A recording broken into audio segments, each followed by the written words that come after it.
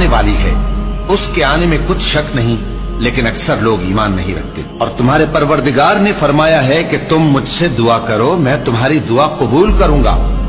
जो लोग मेरी इबादत से अजराह तकब्बुर कतराते हैं, अनकरीब जहन्नम में जलील होकर दाखिल होंगे।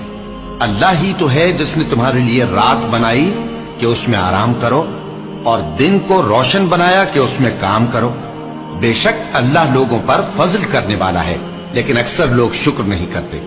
यही अल्लाह तुम्हारा परवरदिगार है जो हर चीज का पैदा करने वाला है, उसके सिवा कोई माबूद नहीं, फिर तुम कहां से भटकाए जाते हो। इसी तरह वो लोग भटकाए जाते थे जो अल्लाह की आयतों से इनकार करते थे। अल्लाह ही तो है जिसने जमीन को तुम्हारे लिए ठहरने की जगह और आसमान को छत बनाया और तुम्हारी सूरतें बनाई और सूरतें भी अच्छी बनाई और तुम्हें पाकीज़ा चीजें खाने को दी। यही अल्लाह तुम्हारा परवरदिगार है। सो अल्लाह रब्बुल आलमीन बहुत ही